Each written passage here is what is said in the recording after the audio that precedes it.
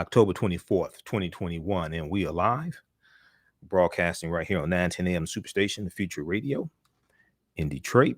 And also on our Facebook fan page, The African History Network, The African History Network, and our YouTube channel, Michael Imhotep, Imhotep. So, as I was saying, Dave Chappelle is staying in the news. We had not talked about him, I don't think, at all this past week. Dealing with a number of different topics this past week, including the jury selection in the trial of the three men, I should say, accused of killing Ahmaud Arbery. We're going to give an update on that also on today's show.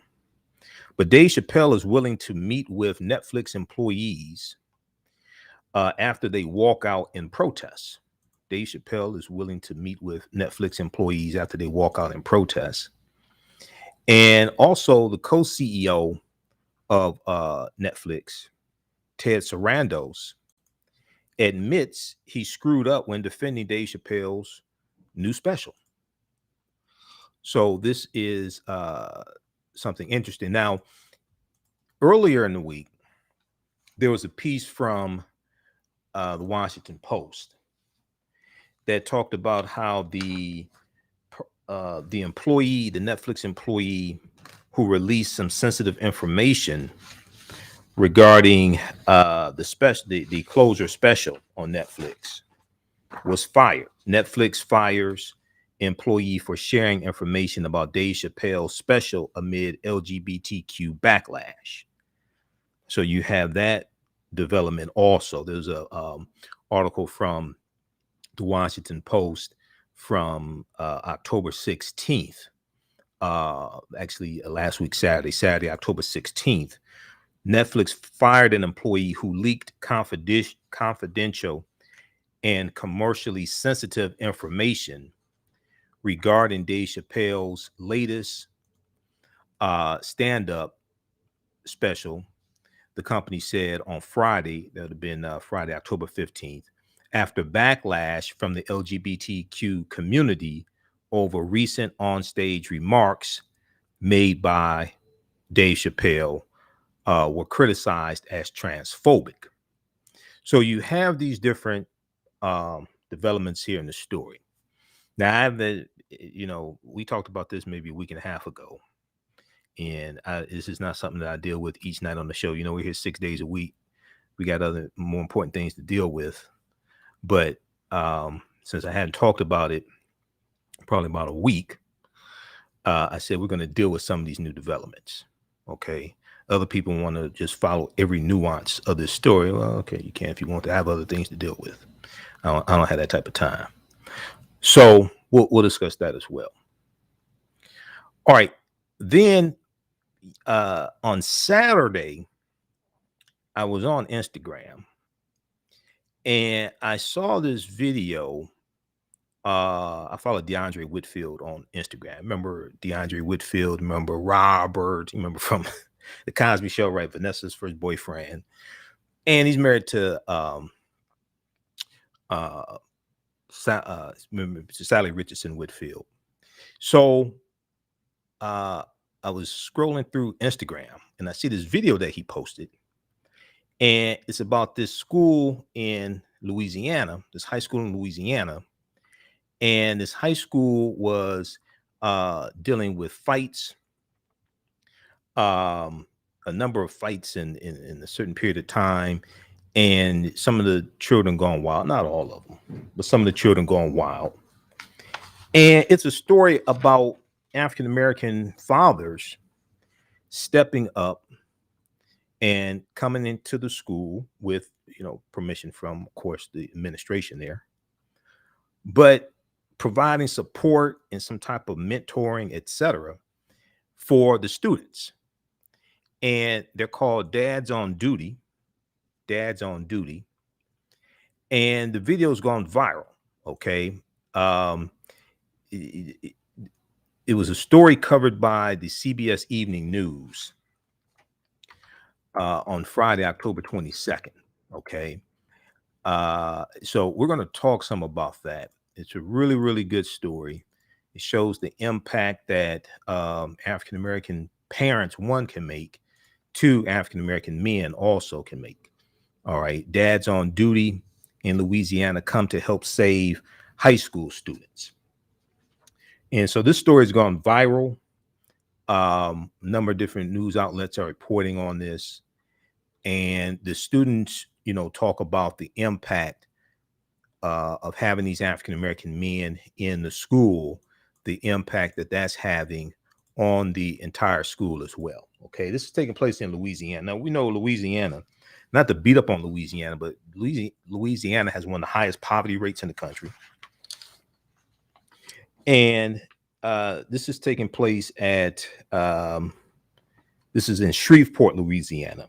Okay, Shreveport, Louisiana. And it is, I had the name of the school here, just a second here, we'll give it to you, because we'll discuss this also. This is, okay,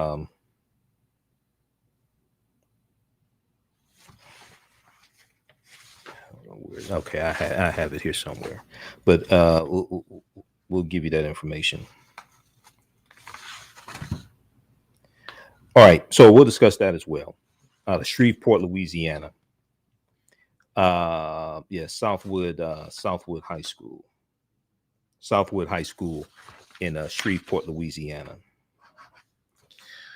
And they're making a huge difference. There's 40 of them, about 40 of them right now. And one of the things they want to do is start chapters in other cities in Louisiana, and other schools in Louisiana. And this is showing the impact that African American men can make, parents in general, specifically African American men can make. Okay, so we'll talk about this story as well. And then we'll give an update on what's going on in the trial of the 3 white men accused of killing Ahmaud Arbery. And jury selection continues in this trial. So we've been talking about this pretty much each night here on the show. Jury selection continues. Now, we know Friday there was the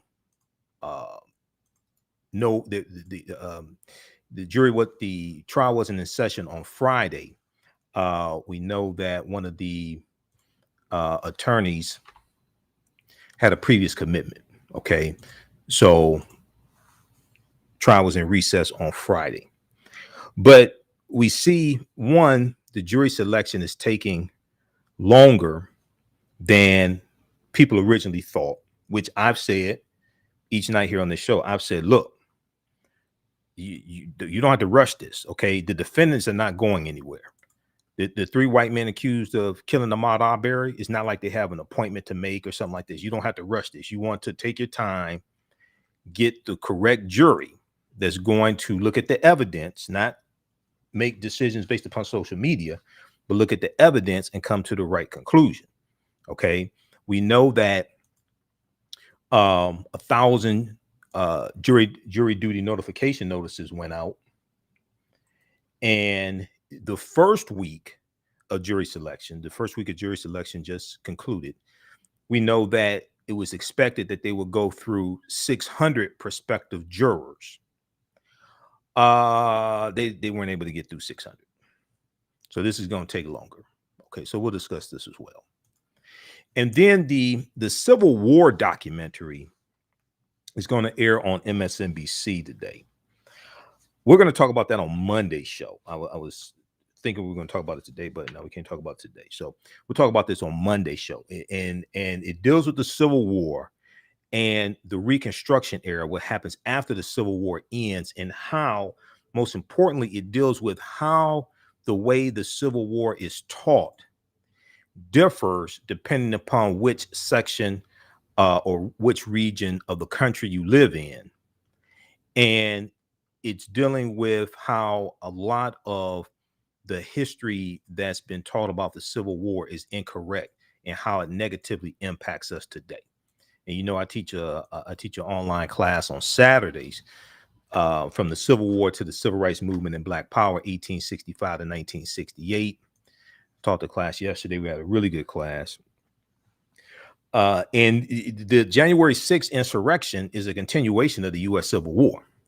The January 6th insurrection is a continuation of the U.S. Civil War. You can draw a direct line, direct connection. And we saw that one of the idiots, one of the insurrectionists, was in the U.S. Capitol building with the Confederate battle flag of Northern Virginia under General Robert E. Lee's army that he thinks is the Confederate flag, because it's not the Confederate flag. There were 3 flags that flew over the Confederate States of America from 1861 to 1865. The flag that's on the General Lee car, okay, on the Dukes of Hazzard, and is named, the car is named after General Robert E. Lee, a white supremacist slave owner who committed treason against the Union and took up arms to maintain slavery. But that's another conversation. The flag that's on top of the General Lee car on the Dukes of Hazzard TV show is not the Confederate flag. That's the Confederate battle flag of Northern Virginia under General Robert E. Lee's army. And that's the same flag that the idiot was, one of the idiots had during the insurrection and took it into the U.S. Capitol building. That didn't even take place during the Civil War. That U.S. Capitol building hasn't been breached since the War of 1812. And that was Great Britain that did that. So we'll discuss that as well. Now, on the African History Network show, we focus on educating, empowering, and inspiring people of African descent throughout the diaspora and around the world, because right now it's corrects wrong behavior. What you do for yourself, what you do to yourself, and what you allow other people to do to you and get away with is based upon what you think about yourself. What you think about yourself is based upon what you've been taught about yourself. What you've been taught about yourself is based upon everything you've read, heard, and seen about yourself. So when you control the radius of a man or woman's thoughts, you can control the circumference of his or her actions, because the mind can't do or teach what it doesn't know.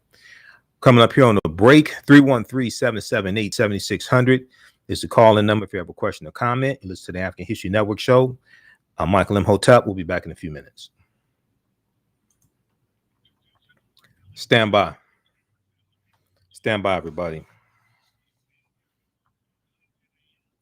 How's everybody doing? Stand by. Okay. Who still needs to register for the 10-week online course that I teach on Saturdays, from the Civil War to the Civil Rights Movement and Black Power, 1865 to 1968? We'll be back from break in 4 minutes. Stand by. Visit our website, AfricanHistoryNetwork.com, AfricanHistoryNetwork.com.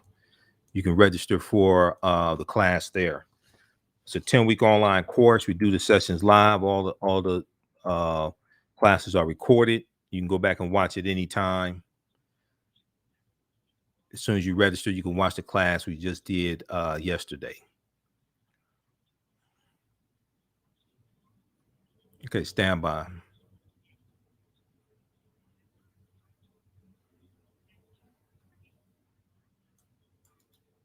When we come back, we'll deal with, we'll do an update here, what's going on with Dave Chappelle. Stand by. And you can also support the African History Network through Cash App, $ the AHN Show through Cash App, also through PayPal, paypal.me/the AHN Show. How's everybody doing? Sherwin, Jervy. Stand by. Back from break in 2 minutes.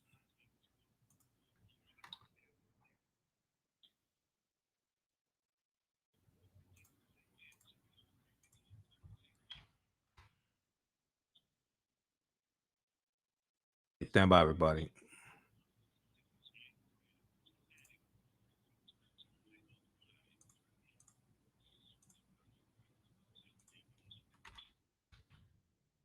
Politics, education, economic empowerment, entrepreneurship, relationships, love, sex, health issues, and much, much more. Unfortunately, many people confuse what racism is. Racism is a power structure. It was laws and policies that put us in this predicament. It's going to be laws and policies that take us out. So when you control the radius of a man or woman's thoughts, you can control the compass of his or her actions, because the mind can't do or teach what it doesn't know. We have it all on 910 AM Superstation. 910, the Superstation, the oldest radio station in town since 1922. Welcome back to the African History Network show right here on 910 AM Superstation Future Radio. I'm your host, Brother Michael Imhotep. It is Sunday, October 24th, 2021, and we are live. Hope everybody's doing well. Calling numbers 313-778-7600. 313-778-7600 is the call-in number if you have a question or comment. Right before the break, I was letting you know you can still register for the 10-week online course that I teach on Saturdays, from the Civil War to the Civil Rights Movement and Black Power, 1865 to 1968. This is a 10-week online course. We deal with history leading up to the Civil War, starting with the Louisiana Purchase of 1803. Yesterday in class, we talked about the Dred Scott case of U.S. Supreme Court case March 6, 1857, as well as the Missouri Compromise of 1820 and the Kansas-Nebraska Act of 1854, because those come into play in the Dred Scott case as well. So those are a few of the things we talked about in class yesterday. As soon as you register, you can watch yesterday's class, and we do the sessions live. All the sessions are recorded. You can go back and watch it anytime. This is a 10-week online course. Is on sale right now, $70, regularly $130. And even after the class is over with, you still can watch the full course. Okay. I want to go to our first story here. And this is an update dealing with what's going on with Dave Chappelle. The backlash from his closure special on Netflix that we've talked about here before. So, in case you haven't heard, there was a rally on Wednesday, Wednesday, October 20th. And you had hundreds of protesters arrived at Netflix's Vine Street office on Wednesday morning, October 20th, to rally support the transgendered employees that work at Netflix. There's a big article about this from Hollywood Reporter. Now, I'm going to connect this. When I was on Roland Martin Unfiltered a couple of weeks ago, because Roland had us this past Friday, he didn't have any panelists on. We didn't have a panel Friday, so I wasn't on. He was in, I think, Los Angeles or something. He was on location, so he had a special show. I should be back on this Friday. Well, when I was on a couple Fridays ago, we spoke with David Johns of the a National Black LGBTQ organization, and they're one of the groups calling for the closure special to be pulled from Netflix. And David Johns added more context in 30-second to 60-second sound bites that you may get in mainstream media. But I'm going to connect this to the mistreatment of African Americans, especially dealing with negative corporate controlled hip hop and stereotypical images that we see of ourselves in the media. Should African American employees at these corporations, did they stage a walkout also? So hundreds of protesters arrived at Netflix's Vine Street office on Wednesday morning for a rally to support Netflix's transgendered employees, who began a virtual walkout to push back against Netflix co-CEO and chief content officer Ted Sarandos' handling of Dave Chappelle's latest comedy special, The Closer. Okay, so they staged this walkout in response to how the co-CEO of Netflix, Ted Sarandos, handled this. Ted Sarandos, we know, stood behind Dave Chappelle, and he was saying, trying to draw, it's hard to draw a fine line between, comedic expression and what's offensive to people. And he said people have a right to protest, things like this. We talked about that here. Now, during the virtual walkout, the participating staffers will not do any work for Netflix and instead engage in content that supports the trans community and donate to charities.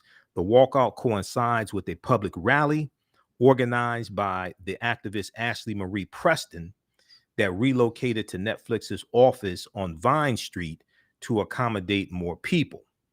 Okay, now it was Ashley Marie Preston. She was the employee, according to the Washington Post. The article from October 16th, we'll show you that in just a second here. We'll talk about that in just a second. But okay, I'll come to that in just a second here, because we know Netflix fired an employee for sharing information about Dave Chappelle's special amid LGBTQ backlash. Okay, we'll come to that in just a second here. All right, let's continue.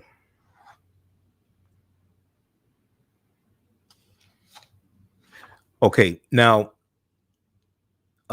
B. Pagels Minor, the former Netflix staffer who was fired last week for allegedly leaking confidential information on the Chappelle special, appeared at the rally to support the walkout.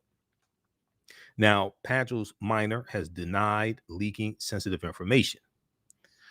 Quote, as most of you know, I'm 33 weeks pregnant. And when I thought about why I was participating in, it's that my son does not grow up with content that hates me, end quote. Pagels Minor said, I want my child to grow up in a world where they see that their parent, a Black trans person, because I exist, contrary to what the special says, contrary to what many people say, that I am valued and I am an important person as well. That I am valued and I am an important person as well.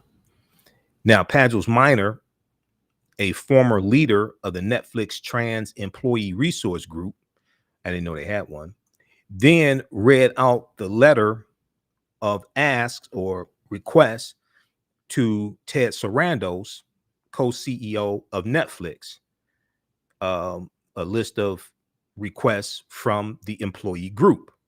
Included in the list were requests that Netflix create a fund for non-binary and trans talent, revise internal processes for reviewing potentially harmful content, add disclaimers on shows with transphobic content, and acknowledge the harm Netflix has caused to the trans community, particularly the Black trans community. Other requests included creating a fund for trans and non-binary talent, both above and below the line, increasing the trans employee resource group's involvement in conversations and potentially harmful content, and recruiting trans, especially trans, BIPOC, Black, Indigenous, people of color, BIPOC. I don't like that. It sounds like Tupac, but okay. Especially trans, African American, Indigenous, people of color, etc., people for executive positions at Netflix. So, okay, so they have this protest, and this got a lot of this walkout, this protest. This got a lot of media attention. I was watching this on Wednesday, and I'm sitting there looking at it, and I'm like, well, should African American employees at media companies that put out negative corporate controlled hip hop, like maybe Atlantic Records, because Atlantic Records is that they're the ones that put out WAP by Cardi B and Megan Thee Stallion. Yeah, there's white corporation financing a music video, music that promotes prostitution and dehumanizes African American women, things like this. The bass line of the song says there's some whores in this house. It's repeated 79 times. The only people in the house are of African descent except for one white woman, Kylie Jenner, and white people created an online petition that Kylie Jenner be digitally removed from the video because you only protect what you respect. You only protect what you respect. They didn't say get rid of the video. They said take this white woman out. You Negroes, you can stay in there. You can stay in the Negroes and stay in the whorehouse. That's fine. We want to rescue this white woman. You only protect what you respect. So I'm like, well, wait a second, hold on. Because as it is now, and you can go back and check my record.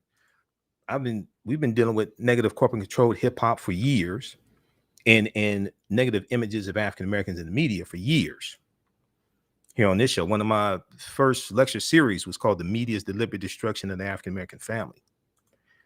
See, so what I find interesting is that, and Dave Chappelle talked about the baby. Now he got it wrong about the baby's that incident where the baby shot killed somebody, because that did go to court. A key witness did not show up. The case was dismissed, and it really appears as a case of self-defense. We talked about that here on the show. We pulled up an article from a local newspaper there in the area where the killing took place, and this appeared a situation where this person pulled out a gun on the baby, and the baby said that this person tried to kill him. So he defended himself. He was with his children and the mother of his children. So that it appeared that was a incidents of self-defense that was left out of Dave Chappelle's narrative. But what's interesting is that if you look at the baby for just a second, not to pick on him, because the real people who are at fault are the white people who finance this, because they know better, because they won't allow white artists to do the same thing that they allow African American artists to do. They won't allow white artists to dehumanize themselves the way they allow African American artists to do. Okay, because you only protect what you respect, and they understand that if white artists do this, it will influence white children. They don't want to do that. It would negatively influence white children. They don't want to do that, because whatever's disseminated becomes imitated. They understand this. So when you can put out negative corporate controlled hip hop and get NAACP awards or Grammy awards, BET awards, American Music Awards, and not have protests, not really have protests and things like this behind it, what message does that send? That sends a message that it's acceptable to dehumanize African Americans. That sends a clear message. Not only is it profitable, but it's acceptable. You're going to be rewarded for dehumanizing African Americans. And the LGBT community, so if we go back and look at what happened, the baby is on stage and he does a 2-minute rant that members of the LGBT community said is homophobic, transphobic, things like that. He gets disinvited from festivals where he's contracted to perform and they're going to pay him. He gets backlash and disinvited for 2 minutes on stage, and it's not even part of a song. It's not like this was a song that he won a Grammy for.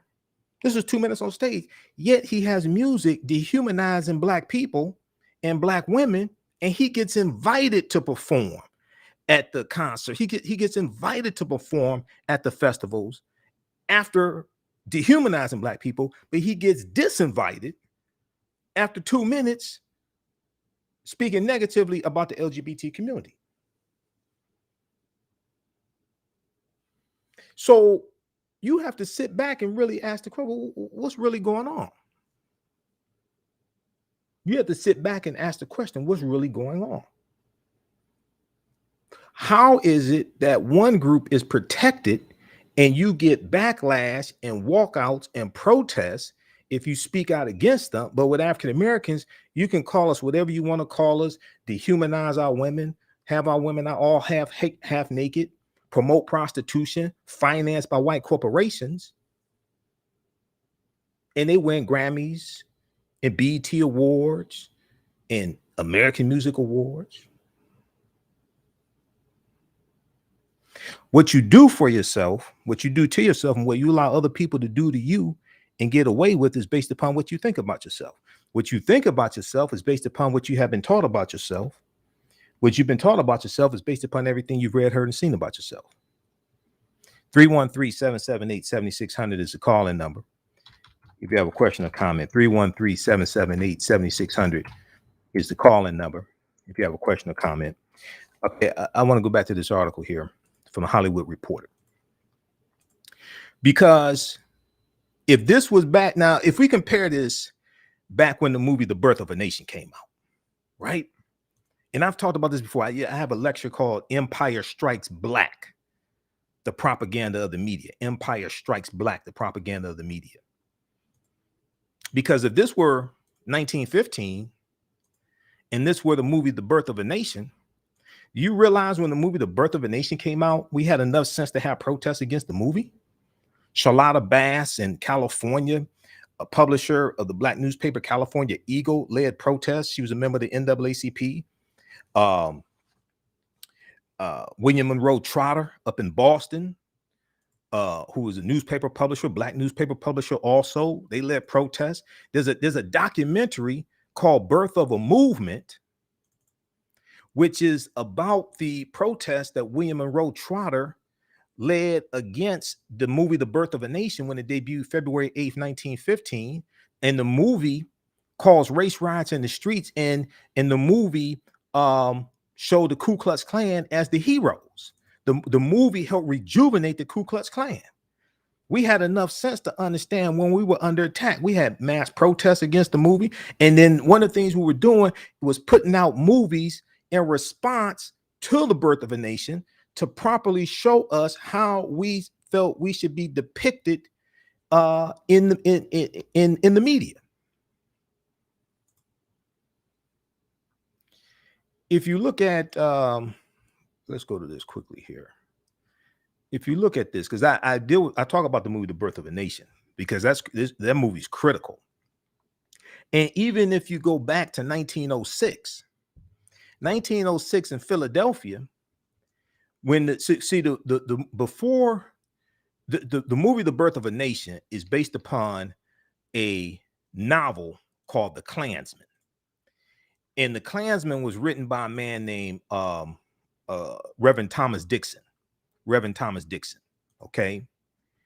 The movie The Birth of a Nation inspires the rejuvenation of the Ku Klux Klan by another reverend named Reverend William Joseph Simmons, who's a white Methodist minister. He rejuvenates the Ku Klux Klan after seeing the movie. So he rejuvenates it in October 1915.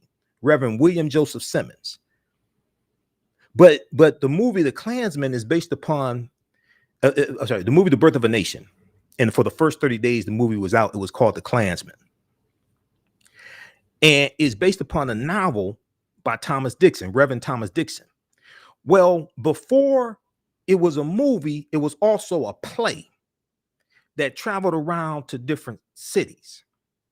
And when the play came to Philadelphia in 1906, there was about 3,000 African Americans protesting against the play, because we knew it was detrimental to our existence, and we knew whatever's disseminated becomes imitated, and we knew that if you had a play that dehumanized African Americans, it would continue to desensitize white people to our plight, who we are, and increase the violence against us.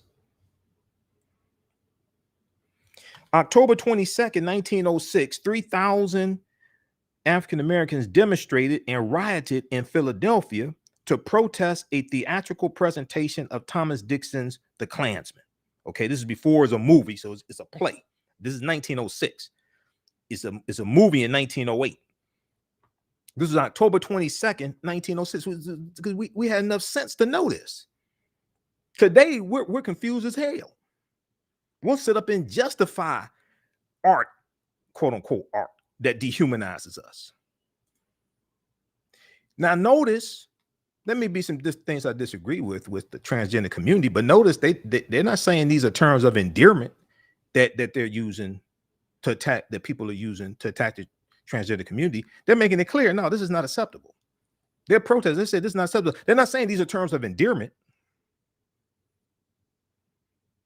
Because the other thing that I said is that, well, wait a second, Dave Chappelle is using the N-word all throughout his comedy specials on Netflix, this one and the previous one and the one before that.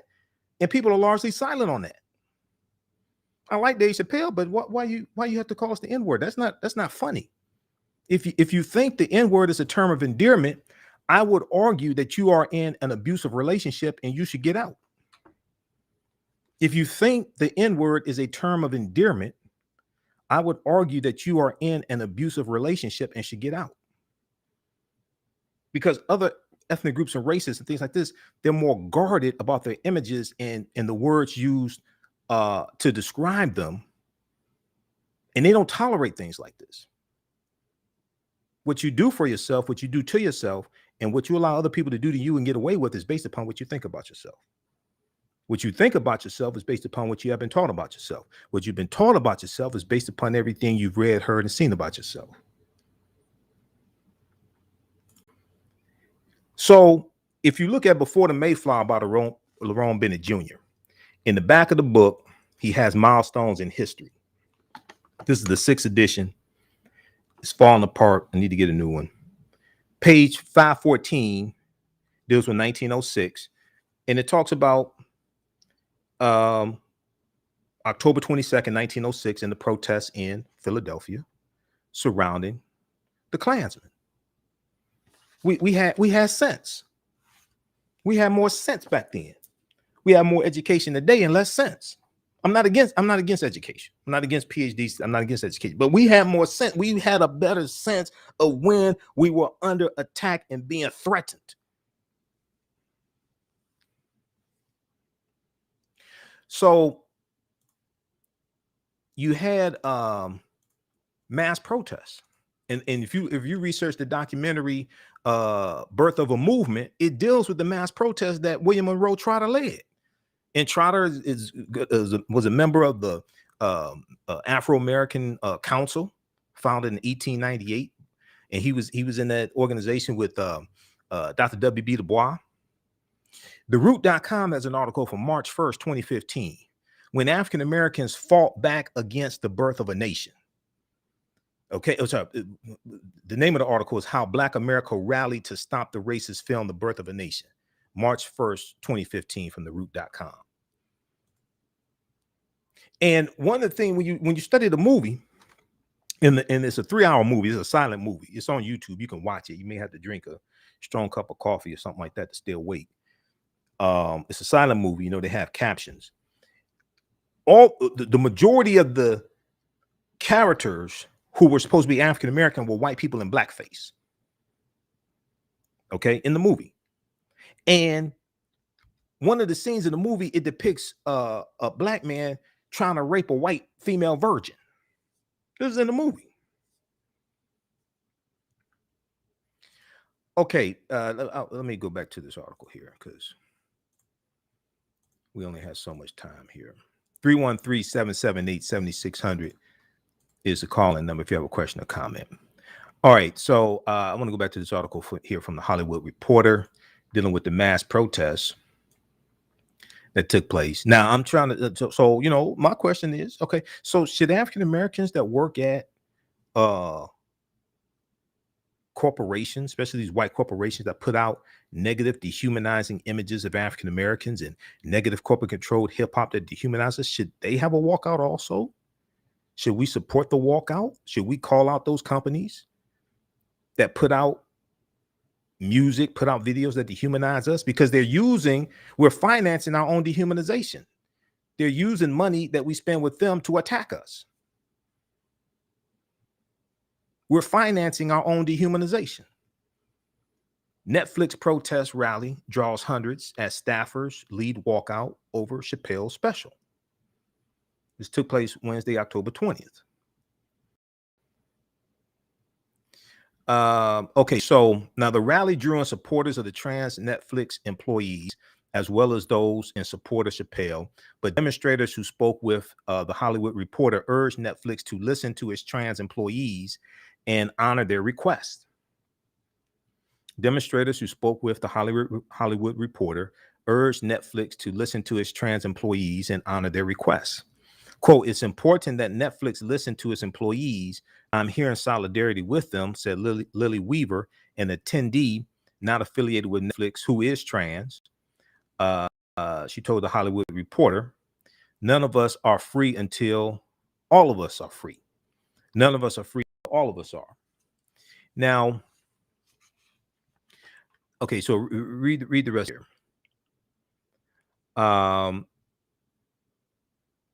And they wanted to show solidarity, etc. Okay, you see the signs, all this. They're all protesting. Hundreds of people.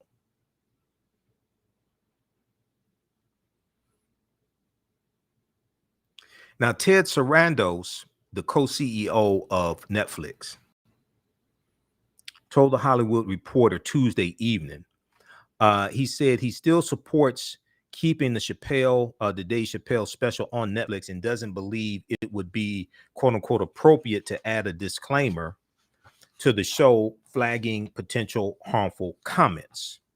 He said, "When we think about this challenge, we have to entertain the world. When we think about this challenge, we have to entertain the world. Part of that challenge means that you've got audiences with various tastes, various sensibilities, various beliefs. You really can't please everybody on the content, or the content would be pretty dull. You really can't please everybody, or the content would be pretty dull." Now, I guarantee you right now, if Dave Chappelle had some stuff in there that the Jewish community said was anti-Semitic, I bet you they pull that stuff down in. If Dave Chappelle had some stuff in there that they said was anti-Semitic, I bet you they pull it then. I bet you it'd be a different story. Quote, "I don't think that the inclusion of the special on Netflix is consistent with our comedy offering.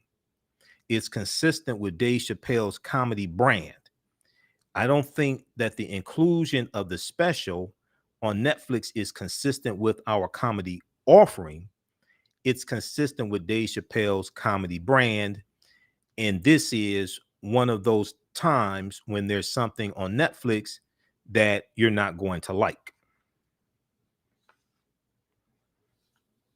This is co-CEO Ted Sarandos of Netflix. Now later, we also know he put out a statement saying that he messed up as well. We're going to come to that in just a minute. Ahead of the walkout, Netflix also issued a statement to acknowledge the deep hurt that's been caused. Quote, "We value our trans colleagues and allies and understand the deep hurt that's been caused," a Netflix spokesperson said. "We respect the decision of any employee who chooses to walk out and recognize we have much more work to do both within Netflix and in our content." Okay. Now, should African-American Netflix employees walk out for things that people that we deem as dehumanizing to African-Americans on Netflix, calling us the N-word and B's and all things? Should they have a walkout also? Is Netflix going to acknowledge that some of that, what you call entertainment, is dehumanizing African Americans? Now, it's important to understand, I've said this before, the dehumanization of African Americans has always been entertainment for this country. The dehumanization of African Americans, the movie The Birth of a Nation was a huge hit. We can go back to the minstrel shows, 1828, 1829, T.D. Rice, Thomas Dartmouth Rice, who creates the Jim Crow character. And the Jim Crow character gets his name from the song Jim Crow, "Turn around, jump around, I jump just so. Every time I turn around, I jump Jim Crow." And he puts on tattered, torn clothing. adopts a Southern dialect to make fun of enslaved African people and dehumanize them. He puts on blackface, and the Jim Crow character becomes a hit. Number one. Two, he's known as the father of the minstrel shows.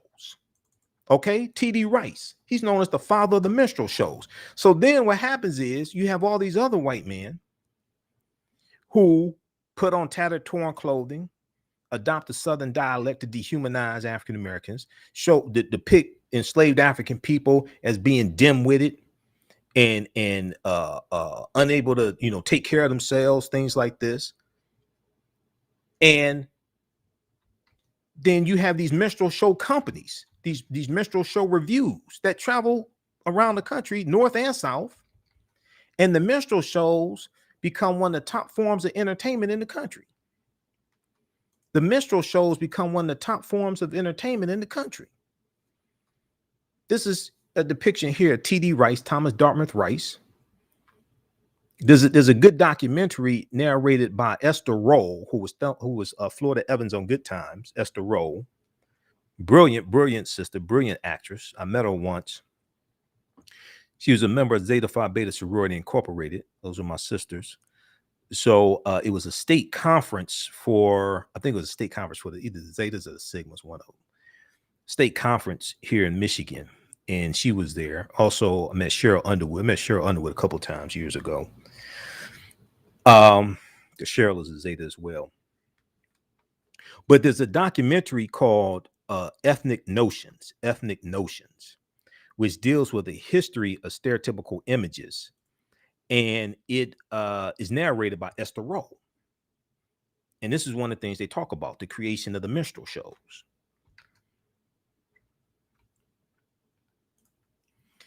All right, now, so read the rest of this article here from the Hollywood Reporter.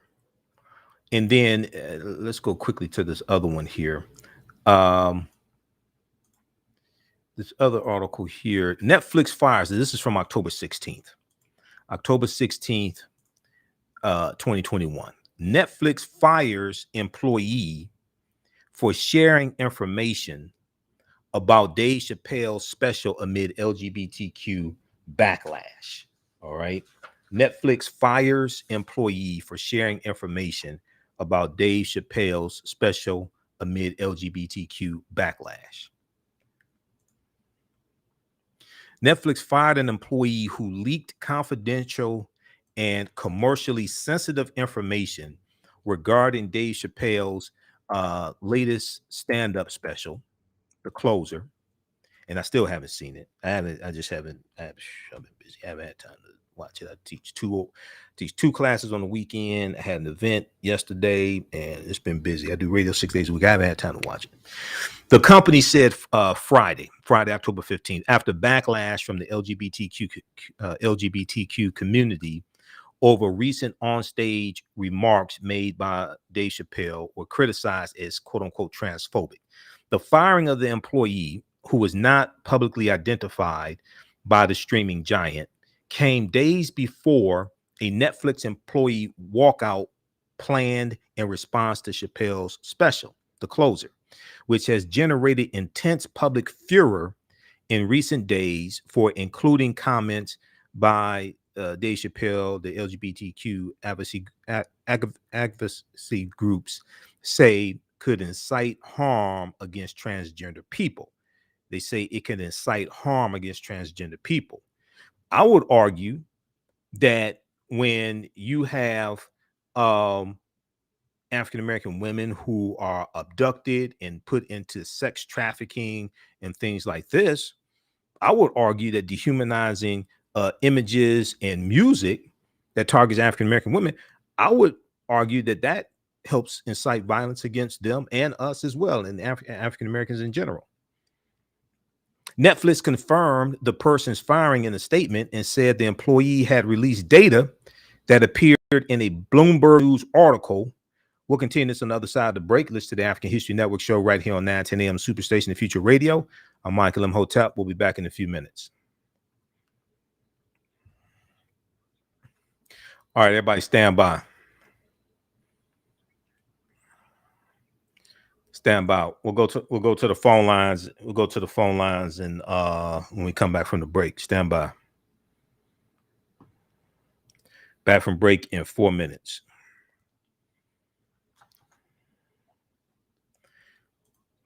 All right, everybody, share this broadcast and social media platforms. Invite your friends to tune in.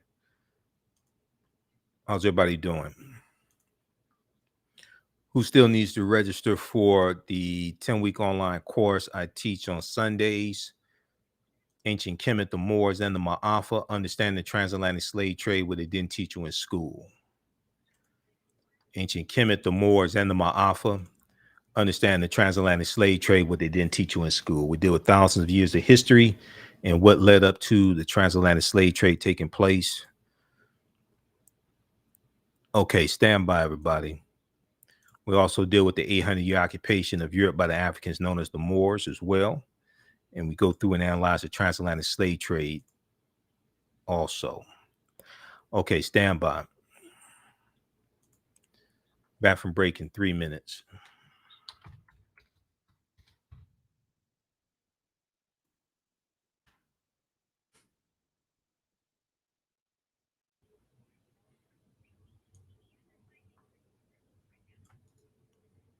Okay, everybody, share this broadcast on your social media platforms. African-American business owners, post the name of your business here on the thread of the broadcast. Email us at AHNshow@AfricanHistoryNetwork.com, AHNshow@AfricanHistoryNetwork.com. We'll let you know how you can advertise with the African History Network. We'll let you know how you can advertise with the African History Network. Stand by.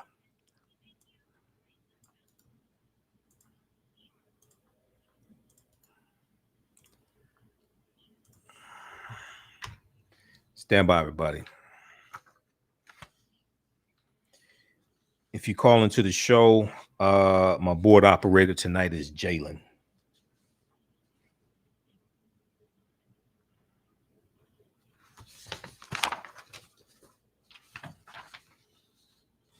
Stand by.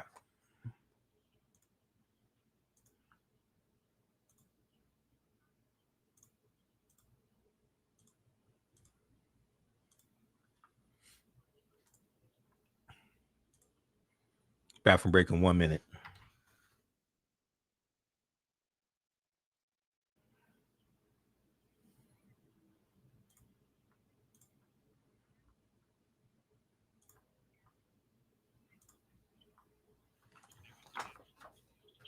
$9:10 a.m. Superstation, a division of Adele Media. I'm Brother Michael Imhotep on the African History Network show. We deal with current events of history and politics, education, economic empowerment, entrepreneurship, relationships, love, sex, health issues, and much, much more. Unfortunately, many people confuse what racism is. Racism is a power structure. It was laws and policies that put us in this predicament. It's going to be laws and policies that take us out. So when you control the radius of a man or woman's thoughts, you can control the compass of his or her actions because the mind can't do what keeps what it doesn't know. We have it all on 9:10 a.m. Superstation. The views and opinions expressed on any program are those of the producers and or the persons appearing on the program and do not necessarily reflect the views and opinions of 9:10 a.m. Superstation or Adele Media. Welcome back to the African History Network show right here on 9:10 a.m. Superstation Future Radio. I'm your host, Brother Michael Imhotep. It is Sunday, October 24th, 2021, and we are live. So right before the break, we were talking about the protest that took place on Wednesday, October 20th, where you had some trans Netflix employees, as well as some supporters who held a rally in support of the transgender community and their protests against Dave Chappelle's Closer Netflix special.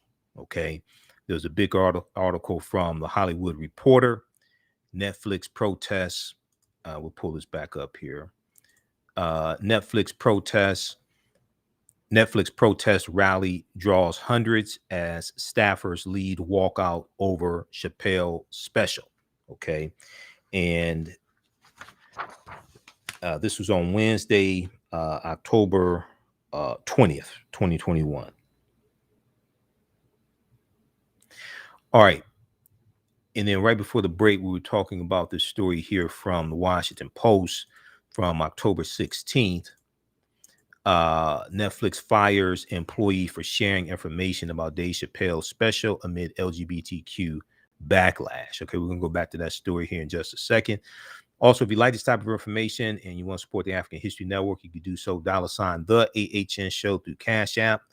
$ the AHN show through Cash App. Also through PayPal, paypal.me /the AHN show, paypal.me /the AHN show. And also at our website, AfricanHistoryNetwork.com.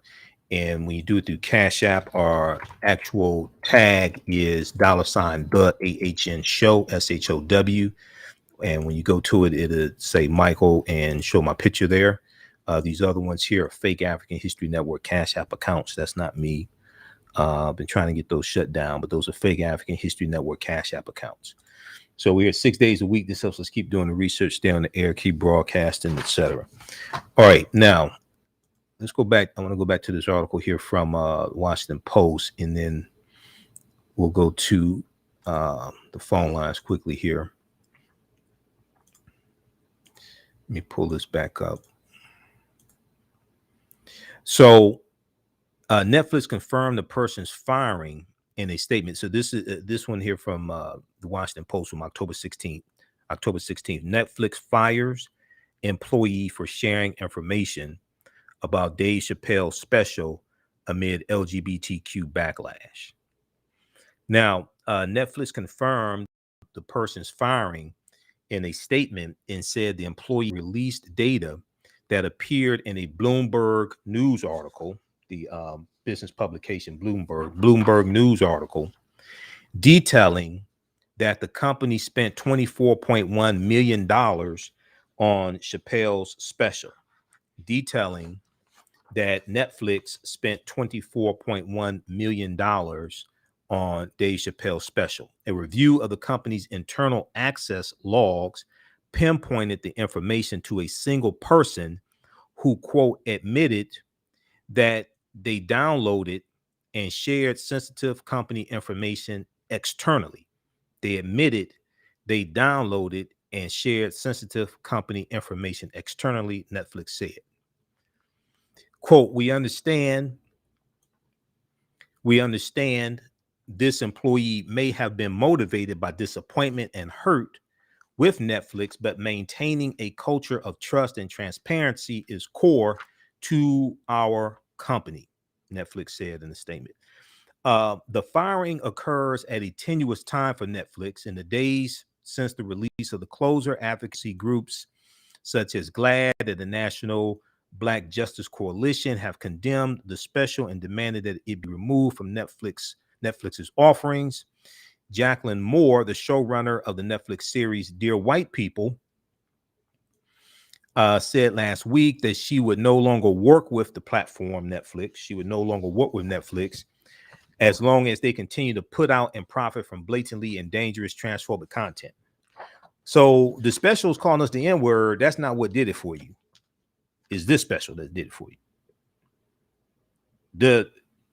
I'm just, I'm just sitting here trying to figure this out. It's like, wait a second, hold on. All this other stuff calling us B's and H's and N-words and all this stuff that's on Netflix, that's cool.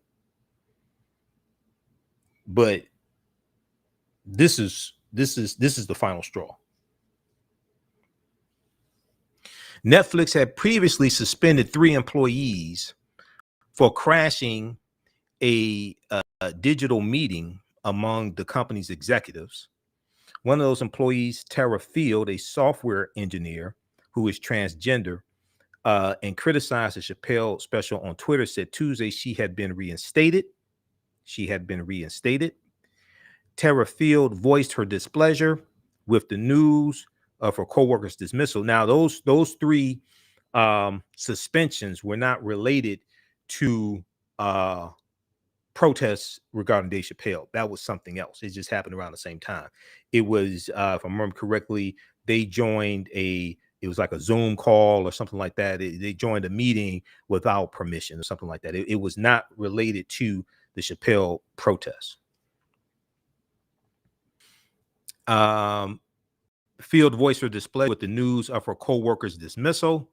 I'm furious about it, she tweeted Friday. Now, during the special, Dave Chappelle joked about transgender genitalia and all different types of things like this. So you can read that.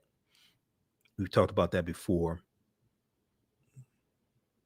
Since it was released on October 1st, Dave Chappelle's special, the special Chappelle 6 with Netflix, has at least 10 million views, according to the Associated Press, at least 10 million views.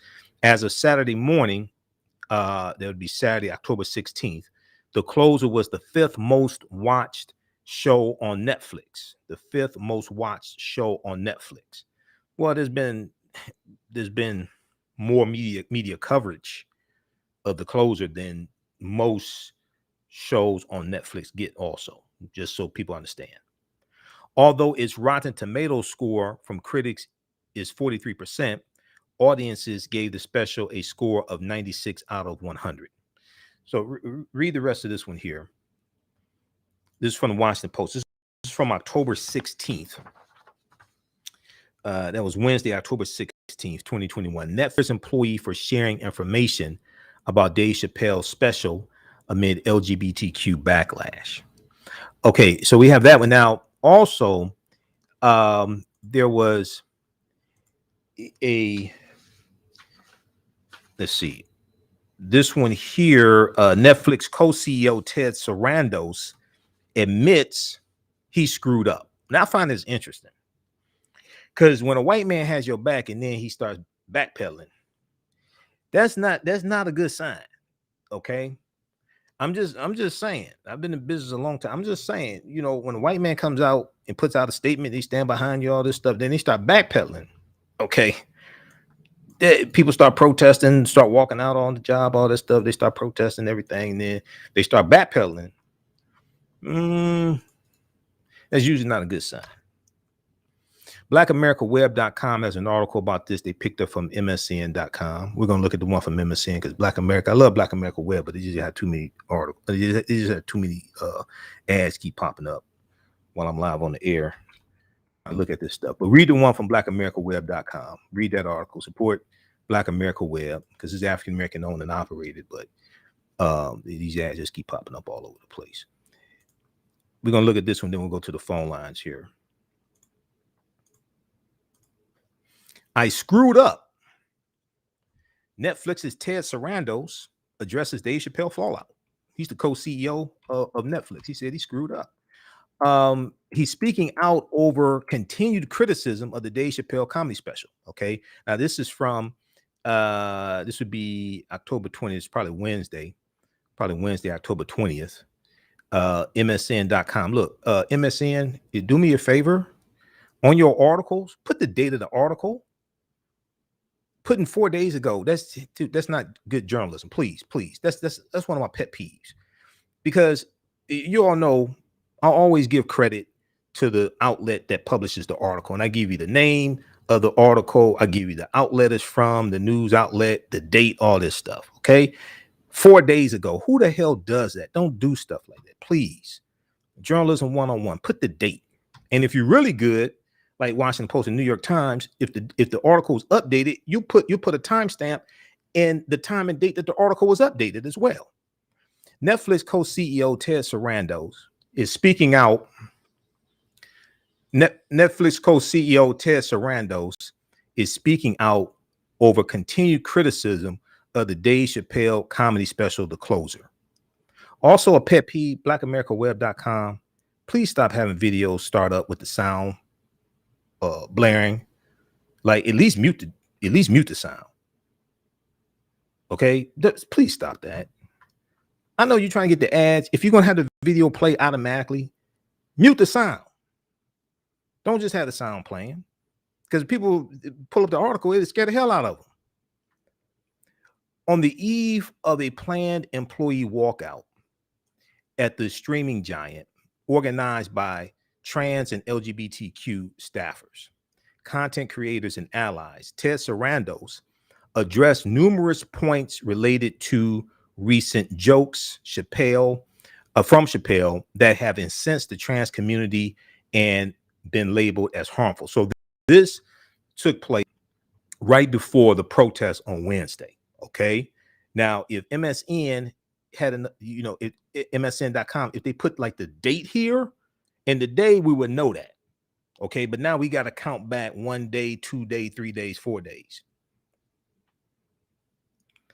Okay. The events around the closure have represented a rare blunder for Ted Sarandos and Netflix, whose deep pockets and warm relationship with talent have been transformative for the global entertainment sector for close to a decade. In our conversation, he admits up front that he screwed up in the handling of employee concerns, and talks more specifically about what the company does and does not consider hate speech. He talks more consistently. He talks more specifically about what Netflix does and does not consider hate speech. So he was asked in this interview, do you have any regrets about how this process was handled, especially in your internal communication with employees? Ted Sarandos, co-CEO of Netflix, said, obviously, I screwed up that internal communication. I did that, and I screwed it up in 2 ways. First and foremost, I should have led with a lot more humanity, meaning I had a group of employees who were definitely feeling pain and hurt from a decision we made. And I think that needs to be acknowledged up front before you go into the nuts and bolts of anything. Now, this interview was done before the walkout happened. It was on the verge of the walkout. They said that they were going to have this walkout, things like this. This interview took place before then. So he's changing his tune because the protest has intensified. So Ted Sarandos is changing his tune, and he's starting to backpedal. And I think that needs to be acknowledged up front before you go into the nuts and bolts of anything. I didn't do that. That was uncharacteristic for me, and it was moving fast, and we were trying to answer some really specific questions that were floating. We landed with some things that were much more blanket and matter of fact that are not at all accurate. We landed with some things that were much more matter of fact that are not at all accurate. Of course, storytelling has real impact in the world. I reiterate that because it's why I work here. It's why we do what we do. The impact can be hugely positive and it can be quite negative. So I would have been better in that communication. They were joining a conversation. Already in progress, but out of context. They were joining a conversation already in progress, but out of context. So I would have been better in that communication. But that happens that happens. Internal emails go out in all my communications. I should lean into the humanity up front and not make a blanket statement that could land very differently than it was intended. So then Ted Sarandos, co-CEO of Netflix, was asked the question, what is the protocol for defining hate speech at Netflix? What is the protocol for defining hate speech at Netflix? Now, question I would ask is, Ted Sarandos, what is it that you could say about African Americans that it get your stuff pulled off of Netflix? That's what I want to know. Like, where's the line? Because I haven't seen one. You can just say whatever you want to, dehumanizing about us, and it's cool. So, like, where's the line? I don't even know where it is. I know where the line is for other people, other groups. I know you can't get up there and say stuff about the Jewish community. I know where it is for other groups. Where is it for us? He was asked what crosses the line and what doesn't.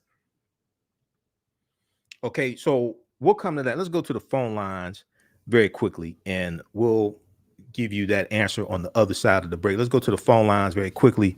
We had Jermaine that's by holding. Jermaine, welcome to the African History Network show. Thanks for holding, Jermaine. Tell us where you're calling from. Yes, sir. Calling from Manassas, Virginia. How you doing, man? All right. You calling from where? Manassas, out of Virginia. Virginia. Virginia. Okay. Northern Virginia. Okay.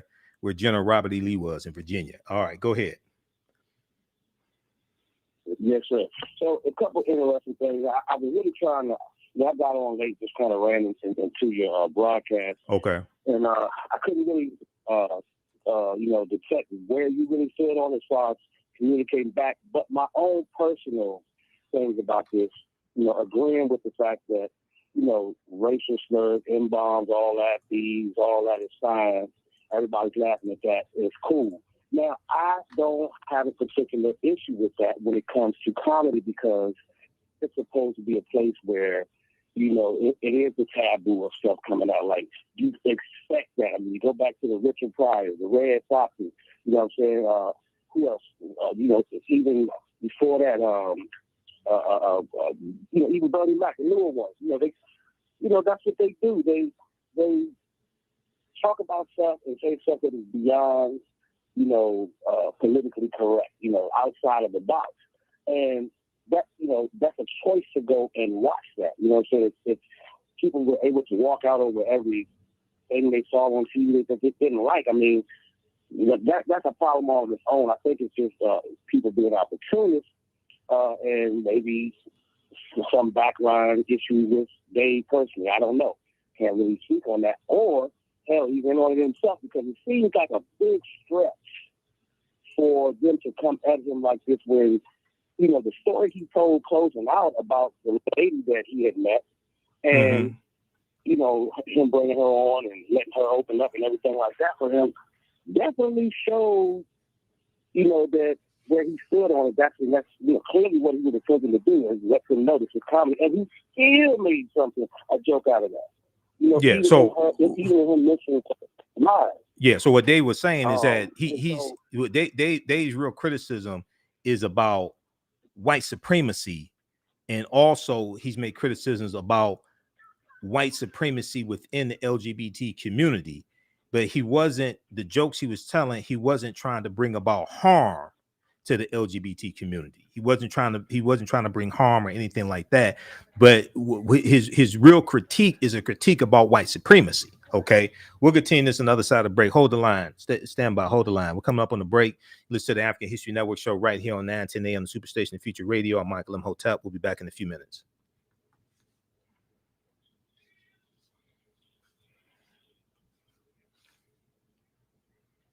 Stand by.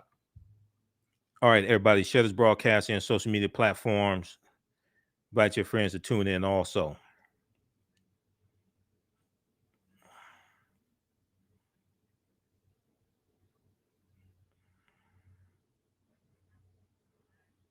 Stand by, everybody. Okay, share this broadcast on social media platforms. Invite your friends to tune in. When we come back, we'll get to the story about dads on duty. Dads on duty that is going viral. African-American fathers stepping up to support and mentor high school students in Louisiana. Stand by.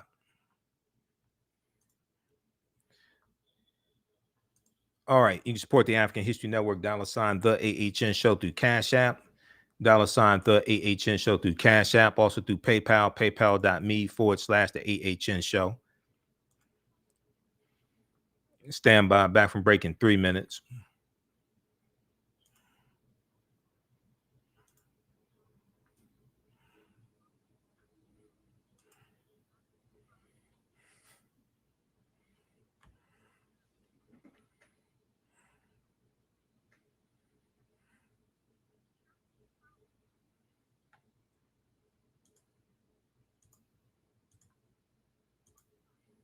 Stand by, everybody.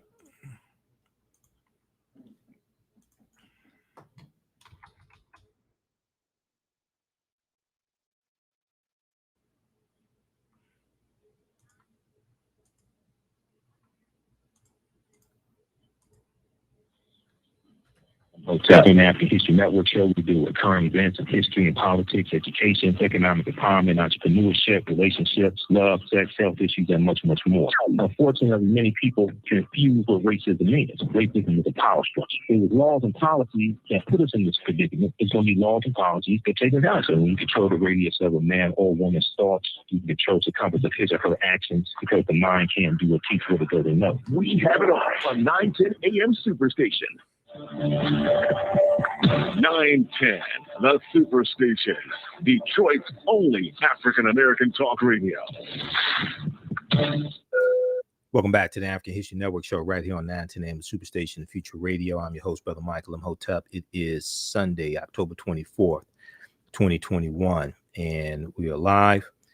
Okay, right before the break, we were talking about a few developments, because I haven't talked about it really at all this week. We're on 6 days a week. We've been dealing with other topics. Every time there's a new development, I don't deal with it, dealing with the fallout behind Dave Chappelle's Closer special on Netflix. We know there was a protest held Wednesday, October 20th. Hollywood Reporter has a big article about that. Netflix protest rally draws hundreds as staffers lead walkout over Chappelle's special. And then also we know that Ted Sarandos, co-CEO of Netflix, did an interview with, I think it was with NBC News, because MSN.com picked this up from NBC News. And Ted Sarandos talked about how he screwed up in the response in communicating with Netflix employees, okay, behind some of them protesting against the Closer special. Also, there was a article from Washington Post from October 16th, 2020. That was Saturday, October 16th. Saturday, October 16th, 2020, not Wednesday. Saturday, October 16th, 2020. Netflix fires employee for sharing information about Dave Chappelle's special amid LGBTQ backlash. Okay. And also, I want to, we've talked about this piece before, in understanding all this within the context of white supremacy and racism. And, just a couple of nights ago, we talked about how Black children make up more than 50% of minority children who are handled roughly or who suffer from police brutality, different things like this. We talked about that. It was a study that came out earlier this week. We talked about that a couple of nights ago on the show. Black girls are viewed as less innocent than white girls starting at age 5. Now, this is from HuffingtonPost.com. This is from July 24th, 2017. And we've talked about this before. This deals with the study called Girlhood Interrupted, the Erasure of Black Girls' Childhood. Girlhood Interrupted, the Erasure of Black Girls' Childhood. And it deals with, now this was released back in 2017. And it's from Georgetown Law's Center on Poverty and Equality. And the study shows that society's perception of Black girls leads to their adultification. So we've talked about adultification bias numerous times here on this show. Been studying media for 30 years. And that's a legacy of slavery and African-American women being made as breeders, prostitutes, wet nurses, all this during slavery, and it continued after slavery, this dehumanization.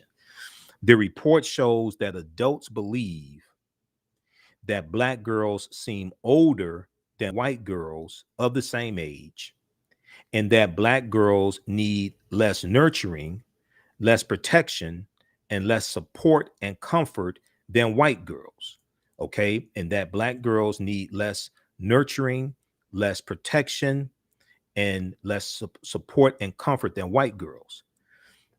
This study also found that people assume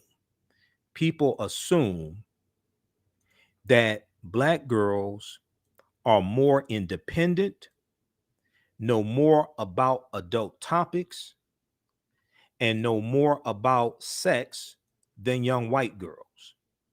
The study also found that people assume that Black girls are more independent, know more about adult topics, and know more about sex than white girls. And what happens is with adultification bias, these stereotypes that are projected onto African American women out of a context of white supremacy and racism, those stereotypes are also projected onto African American girls, and oftentimes they are treated accordingly. As I said before, this is why R. Kelly was able to get away with what he did for so long, because this is largely Black women and girls he was doing this to. Because if he had been outside of high school in Chicago talking to 15, 16, 17-year-old white girls, you and I both know that would have stopped 30 years ago. You and I both know that would have stopped 30 years ago. The report, which built on information from a 2014 study by Dr. Philip Goff, who we talked about a couple nights ago on the show, and that study found that Black boys are more likely to be viewed as older and suspected of crimes starting at age 10, is the first of its kind to focus on girls. Now, the study from Dr. Philip Atiba Goff, that's at the American Psychological Association's website, apa.org. Okay, we just talked about that when we dealt with African American children who are they make up more than 50% of the children who are mistreated by police. We talked about that study from 2014 that's at the American Psychological Association's website. This one right here. We'll pull this up. Why isn't this coming up? Okay, we'll get that up. Let's go back to the phone lines. Let's go back to Jermaine. Hey, Jermaine, thanks for holding. Go ahead with your last statement, Jermaine. Thanks for holding. Yes, sir. Yes, sir. Can you hear me? Yeah, go ahead. You're on air. Go ahead. Yes, sir. So we're talking about this, what you're talking about right currently now, as far as the study and everything. As far as I was saying go. I was saying go ahead with your last statement. We held you over so you could finish your statement in your comment. I was saying go ahead with your last statement. Yes, sir. Okay, the one thing, and I had actually typed it down too. As far as the whole classification to where I don't even know how many all the letters, but that community, that is upset. Should we then have the same objections and rights and backing when I've had men that are obviously homosexuals that blatantly will try to talk to you, hit on you, and first it's like, hey, no judgment, no offense, but that's not how I roll, and they will still be persistent in that way. So that's like sexual harassment. Yeah, that's like sexual harassment. Yeah, that's wrong. That's wrong. Just like if a man does that to a woman, that's wrong. It's also wrong if somebody who's LGBT, if they do that to somebody that's heterosexual and you tell them, okay, hey, I'm not into that, and they keep doing it, that's sexual harassment. Also, that's wrong as well. Right, and that's never discussed, and it goes on. Mm-hmm. I'm sure a lot. I'm sure I'm not the only one. And so nobody talks about that. It's discussed very little. Why are you feeling it? It's discussed very little. So what has to happen more so is that people who are victims of that type of sexual harassment there has to be an environment where they feel more comfortable talking about it and not being ridiculed, being embarrassed to talk about it. Because some of them, it happens. Some of them may not want to talk about it because they feel embarrassed, because it happened to them. Okay. You see what I mean? So when you start talking about things like that, it draws more attention to it and it makes people more aware of the frequency of those type of infractions. All right. Keep listening, Jermaine. Thanks for calling. Go ahead. Quickly. Go ahead. Okay. Read this one here from American Psychological Association. Black boys viewed as older, less innocent than whites, research finds. This was the study Dr. Philip Atiba Goff did in 2014. And in this study, we just talked about this a couple nights ago, Black boys as young as age 10 may not be viewed in the same light of childhood innocence as their white peers, but are instead more likely to be mistaken as older, like Tamir Rice, because he was 12 and they thought he was 20, but are instead more likely to be mistaken as older, be perceived as guilty, and face police violence if accused of a crime, according to new research published by the American Psychological Association. This was a study from 2014. So read that as well. Okay, let's go quickly back to the phone lines. Let's go to, I think this is Dave. Dave, welcome to the African History Network show. Thanks for holding. Tell us where you're calling from, Dave. I'm calling from Hampton Roads, Virginia. How you doing, Mike? All right, how are you? I'm doing great. It's good to hear you doing your thing. Yeah, to get right to the point about the Dave Chappelle thing. First of all, I enjoyed the show. Thanks. It was very good. I can't wait to you see it so you can give it a little more in-depth review. Right. I know you'll be pretty good at that. But also, I think he tried to address a couple of main things. Mm-hmm. Just the main thing he was trying to address before he even got to it was, well, one of them was just putting the lives, the lifestyle of the trans person above the life of other people, as if there's a special political sensitivity what they have for them that we can dismiss in others. I think that's the point you're trying to make also. Okay, explain that. Explain also, that, Dave. Explain the point that he was trying to make. He was trying to make that somehow transsexual people possess some type of political sensitivity that you can't express, but you can do to others. For instance, you can, as the point you make all the time, you can call black people N-words and B's and holes and stuff like that. Right. But you can't make that kind of insensitive statement to them without losing your job, losing your contracts, losing your sponsors, losing your contracts. Yeah, that was that's very key. Yeah, that was something that he was a point he was trying to make. Go ahead and finish your statement. Yeah, and he called that, this was his main target. He called it punching downward. Punching downward on Black America. Right. Pretty much, it's always on a black male. And he used the baby, the incident with the baby, as a prime example. And he told them, look, in terms of the trans community, quit punching downward on the black community. Quit doing it. Right. Yeah. And I think that's kind of forceful. Right. Yeah. But they action is what you were trying to get at. Yeah. That's a point. That was a distinction he was trying to make. The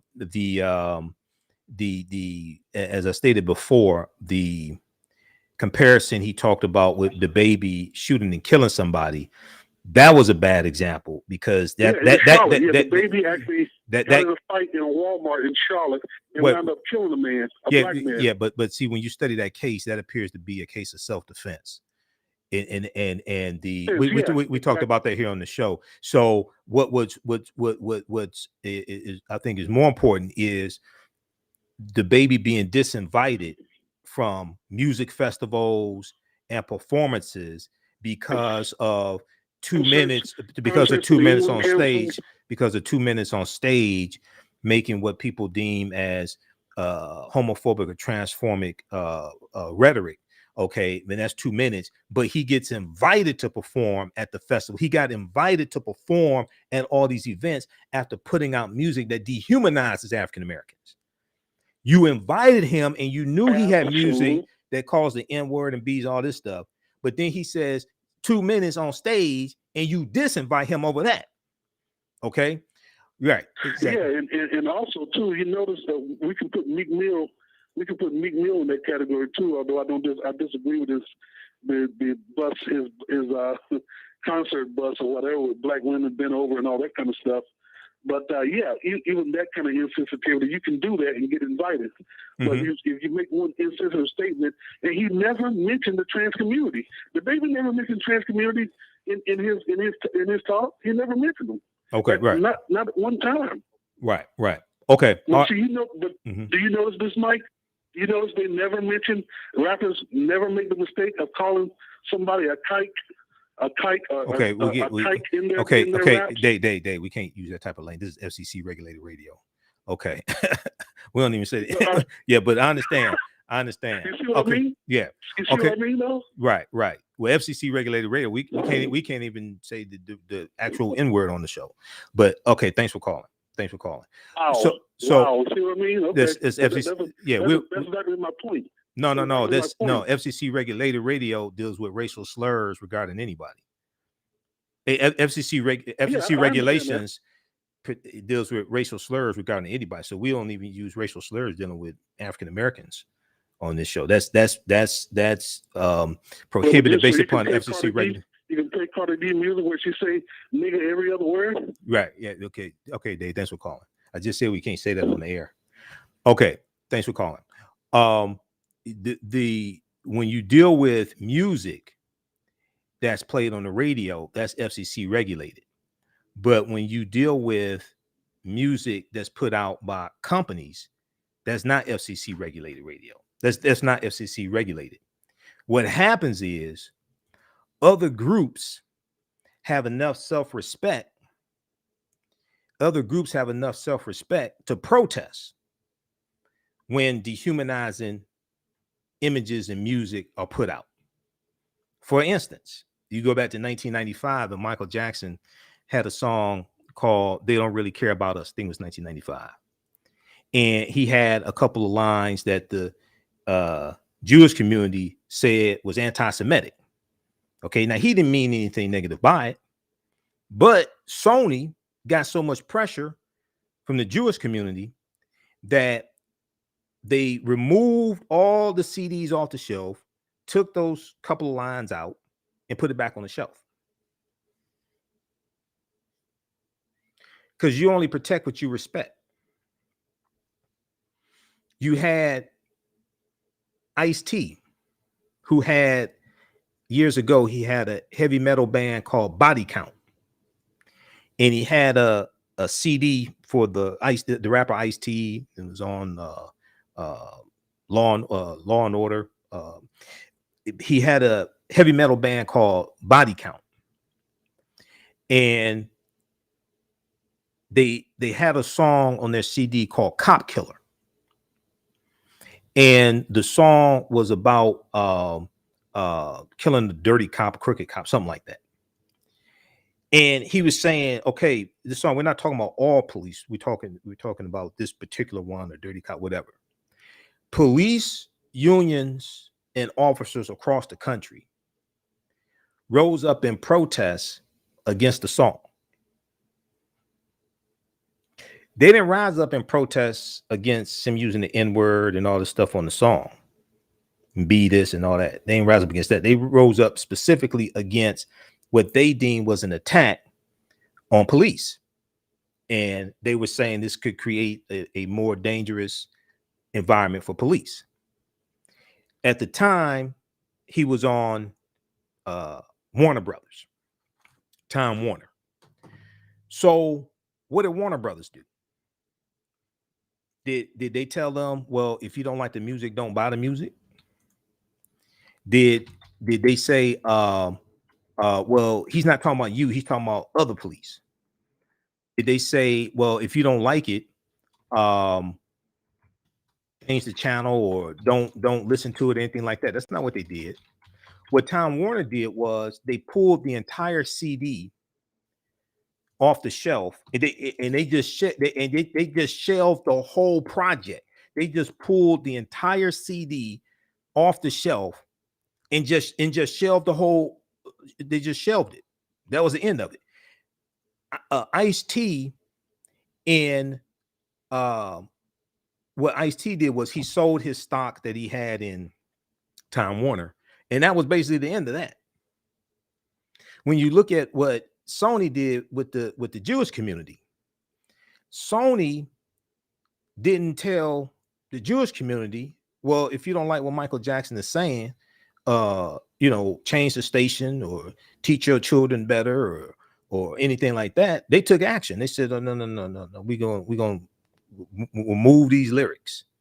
Now, I don't know if they had hip hop artists at the time on Sony or the subsidiaries. I don't know if Sony had music out at the time that called us the N word and B word and dehumanized us, things like this. I don't know if they had it, but I'm sure they've had it at some point. I know they've had it at some point, and they didn't pull that off the shelf. I don't think. If they did, let me know. So we see we see two things that are very distinct. One, the response of groups that feel that they have been disrespected.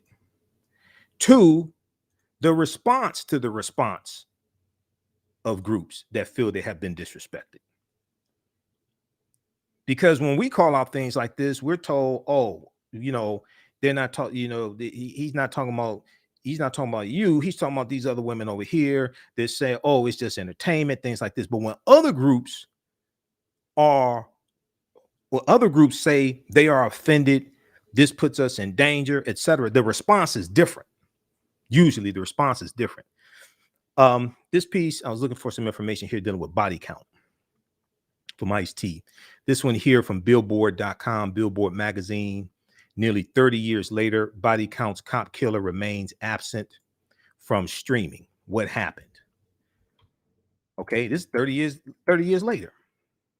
I remember Wise Intelligent of the Poor Righteous Teachers. Wise Intelligent, at Savior's Day some years ago, for Nation of Islam, there was a workshop they had dealing with Islam and hip hop, things like this, like the influence of Islam on hip hop. And Wise Intelligent talked about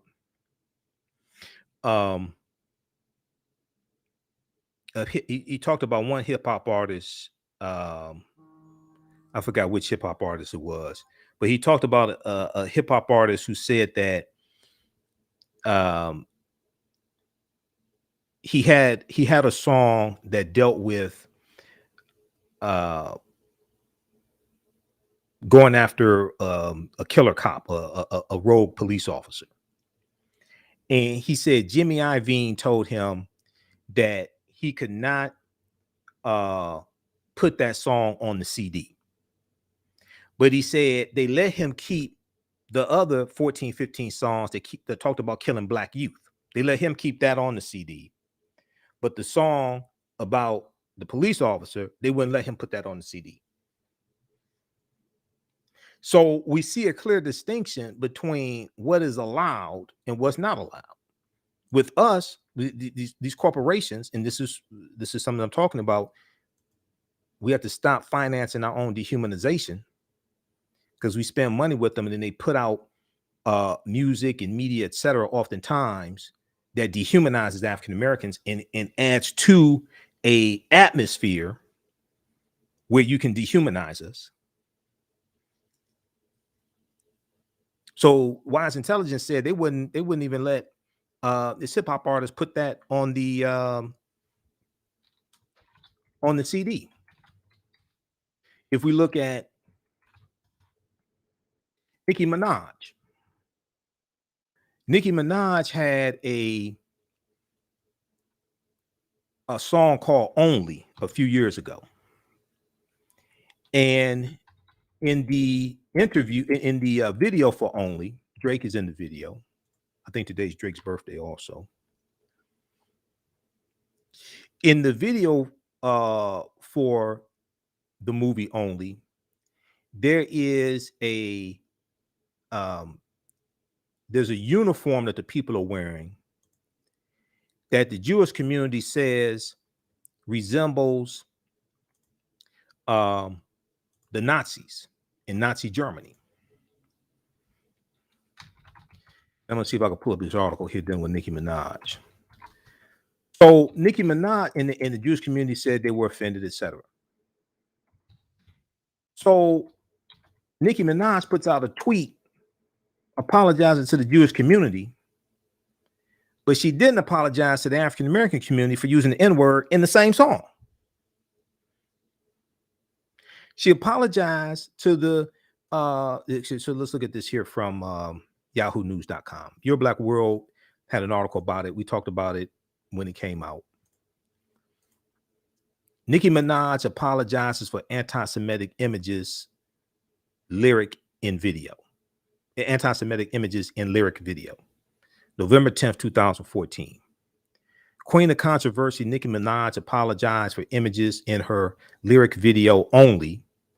The Anti-Defamation League, the ADL, and Twitter viewers called the video anti-Semitic for several moments that draw comparisons to Nazism. The artist who made the video for only was influenced by a cartoon on the Cartoon Network called Metallica Calypse. Nicki said in the post, both the producer and person in charge of overseeing the lyric video, one of my best friends and videographer, she said, Lucas, Loucas, happened to be Jewish. I didn't come up with the concept, but I'm very sorry and take full responsibility if it has offended anyone. This is what Nicki Minaj tweeted. I didn't come up with the concept, but I'm very sorry and take full responsibility if it has offended anyone. I never condone Nazism in my art, end quote. Video director Jeffrey Osborne said he would not apologize for the video. But she didn't apologize to the African American community for using the N-word in the same song. So she apologized to the Jewish community because they're offended, some of them, by the uniform that's worn in the video that resembles a Nazi uniform. But she dehumanizes African Americans in the same song, and there's no apology. In the video, Nicki Minaj is depicted as a dictator figure addressing a sea of soldiers wearing uniforms with red arm patches resembling those worn by members of Adolf Hitler's army. The Young Money Records logo has been revamped, positioning the Y and M to resemble a swastika.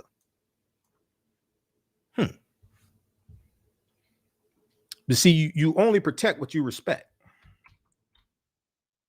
Read this one here. And then we know what happened with Rick Ross. When Rick Ross was on the song UONEO, I think it was, and he had lyrics that talked about putting a date rape drug in a woman's drink, okay? And he had a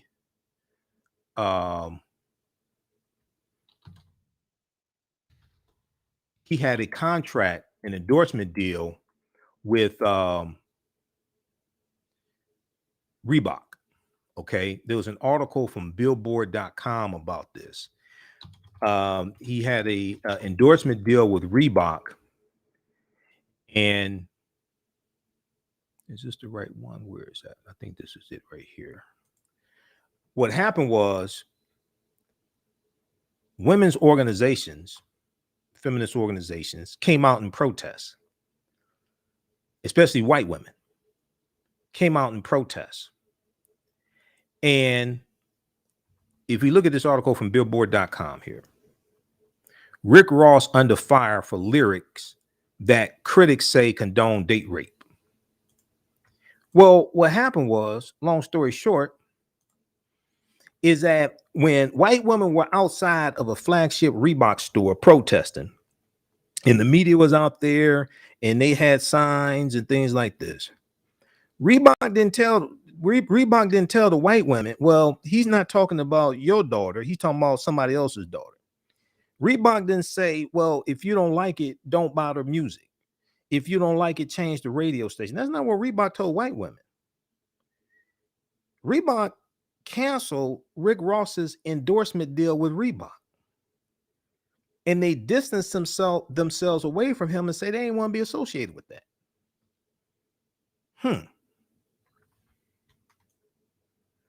I just find that very interesting. They didn't see, Reebok didn't say, oh, it's just entertainment. Reebok didn't say it's not going to add to an environment where people think it's all right to rape people or do put date rape drugs in it. Reebok didn't say nothing. Reebok didn't say, oh, it's just entertainment. No, they canceled this Negro's contract.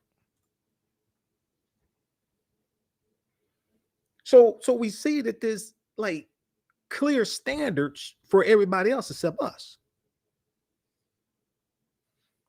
We see there are clear standards. There are lines that you can't cross dealing with other people because they're protected, except us. All right, and so this is why we have to stop financing our own dehumanization. This is why we have to stop financing our own dehumanization, because if we continue to finance it, it will continue. If we say, hold on, wait a second, we're going to withdraw economic support from you until you act right, guess what? You can put a stop to it. Okay. Speaking of stopping, we're going to stop in a minute here. Let me go to this other article quickly here. This is from Yahoo News. Okay, we're going to go to clip 2. We're going to go to clip 2, Jalen. Dad's on duty. We're going to go to that right quick. Dave Chappelle is willing to meet with Netflix employees, but stands by his art. We'll talk about this off air in just a second. I want to get to this story. Great story out of Louisiana. Dad's on duty. Black men stepping up. Let's go to clip 2. Or clip 1. Clip 1. Dad's on duty. Clip 1. When the SOS went up at a troubled school, who answered the call? A bunch of DADs. Here's CBS's Steve Hartman on the road. Not many good news stories begin in such a bad news way. It happened last month here at Southwood High School in Shreveport, Louisiana. Plagued with violence. Over the course of 3 days, Another fight. 23 students arrested for fighting. Massive police response. But strangely, there hasn't been another incident since. Perhaps in part because of this most unusual crisis intervention team. Nobody here has a degree in school counseling. No majors in criminal justice. Your qualifications are? Well, Dad, we decided the best people who can take care of our kids are who? For us. What we do. So Michael Lafitte started Dads on Duty. We're out doing what we do for our babies. A group of about 40 Southwood dads who now hang out at the school in shifts. Let's go. Today, any negative energy that enters the building has to run a gauntlet of good parenting. What's going on, buddy? You moving fast. I like that horse. I immediately felt a form of safety. We stopped fighting. People started going to class. How could that be? You ever heard of a look? A look? Dads have the power to do that? Yes. Not many people know it, but yes. Let's go, let's go. But it's not just the firm stares and stern warnings. Let's make it to class, my son. It's also the dad jokes. They just make funny jokes like, oh, hey, your shoe's untied, but it's really not untied. They hate it. They're so embarrassed by it. And it's that perfect mix of tough love and gentle ribbing that dads do so well that has helped transform this school. The school has really just been like happy, and you can feel it. Which is why the dads plan to keep coming to Southwood indefinitely. Because not everybody has the father figure at home. Or a male, period, in their life. So just to be here makes a big difference. Do you think you stumbled onto something here? Absolutely. Absolutely. Have a good morning. They'd like to start chapters of Dads on Duty throughout Louisiana. What's up, big boy? And hope to eventually take on the country. All right. Without a fight. Steve Hartman on the road in Shreveport, Louisiana. All right. That's a great story there. Those watching on Facebook and YouTube, keep watching. We're going to keep going for a couple more minutes. Also, if you like this type of information, you can support the African History Network, $ the AHN Show through Cash App, $ the AHN Show through Cash App. Also through PayPal, paypal.me/the AHN Show, or visit our website, AfricanHistoryNetwork.com. Be sure to register for the online courses I teach on Saturday and Sunday, from the Civil War to the Civil Rights Movement and Black Power, and then also understand the transatlantic slave trade, where they didn't teach you in school. We'll be back tomorrow. Right Now is Correct Wrong Behavior. It's not over till we win. Wakanda forever. We'll talk to you next time. Peace. All right, stand by. Okay. Let's see. We'll be here for a couple more minutes. How's everybody doing? Okay. Here's the link for the online courses as well. As soon as you register, you can watch the classes we just did this weekend. And we'll talk some more about this story, Dad's on Duty, tomorrow. I know we're going to go so long because there's a few different stories I had dealing with Dave Chappelle. But this is a great story here dealing with Dad's on Duty. It's out of Louisiana. Louisiana has one of the highest poverty rates in the country. Let me see here. Okay. And CBS Evening News had the story. So I posted the video on our Facebook fan page, the African History Network. It's been viewed, I think, is over 4,000 times last time I checked. After a violent week of fighting in school that saw 23 students arrested in 3 days, Southwood High School parents knew something had to change. Some dads decided to take matters into their own hands. They formed Dads on Duty, a group of about 40 dads who take shifts, spending time at the school in Shreveport, Louisiana, greeting students in the morning and helping maintain a positive environment for learning rather than fighting, Now, I've heard different stories in different cities about something similar to this. A lot of times it has to do with the first day of school and parents volunteering to greet the students back to school and wish them a happy school year and things like this. Okay. This here is after the first day of school has happened. Okay. And I know there are other stories like this around the country. We need to hear more about this. And what's I think is really important, these dads didn't just sit at home talking about how bad the kids are at school and somebody needs to do something and all this stuff. They took action. Now the students say it's working and the numbers prove it. The students say it's working and the numbers prove it. There hasn't been a single incident on campus since the dads showed up. And though none of the dads have degrees in school counseling or criminal justice, they do have some relevant experience because they're fathers. Okay, so we'll talk about this some more on tomorrow's show. This is from October 22nd, 2021, CBSnews.com. Dad spent time in Louisiana high school after 23 students were arrested in string of violence. Okay, let's see here. Now, if we go back very quickly here, this last story here with Dave Chappelle, we did not get a chance to really talk about this. We may talk about this a little bit on tomorrow's show. Dave Chappelle is willing to meet with Netflix employees, but stands by his art. Dave Chappelle is willing to meet with Netflix employees, but stands by his art. Okay. And as I said before, like this past week, we didn't even talk about Dave Chappelle, though. We dealt with it week before last, but we dealt with it last Sunday, I think it was, or Sunday before last, something, but we haven't dealt with this story.